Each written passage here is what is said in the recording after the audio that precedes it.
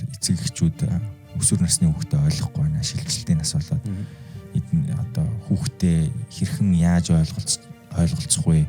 Ер нь бол одоо биднийг сонсгой байчжээ гэх мэтчлэн асуудлуудыг ярьж байгаа юм л да. Энэ бол зөвхөн өнгөн хэсгийн дуртахад. Тэгээ энэ асуудлуудтай хэрхэн тэмцэх вэ талаар бас мэргэжлийн сэтгэл зүйчдэртэй санал солилцоо байж хахад ер нь бол энэ онол гарч ирсэн байхгүй.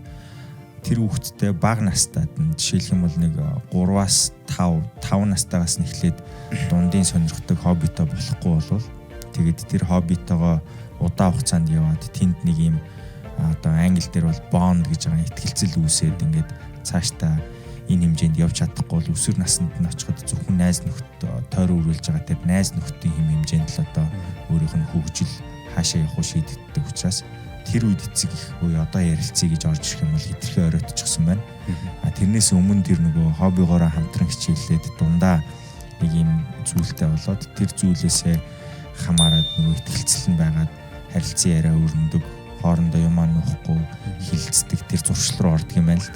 Тэгээ хэрвээ тэрийг бага наснд нээж өгж амжаагүй болвол за тэгээд өсвөрт нь ирэхэд угаасаа сая хэл оройтчихсан байна. Тэгээ нөгөө өөрийнх нь хүүхдийг хаашаа явахыг эцэг их шийдэхгүй, тэр хүүхдч барыг шийдэхгүй, харин тэр хүүхдтэй найзалж байгаа тэр найзууд буюу одоо азар тэр найзууд нь сайн хүүхдүүд байх юм бол зөв үлгэр жишээ өгөөд зөв голтролд явах нь үгүй болвол тэгэл асуудлуудтай тулах найлгаж байгаа юм л да.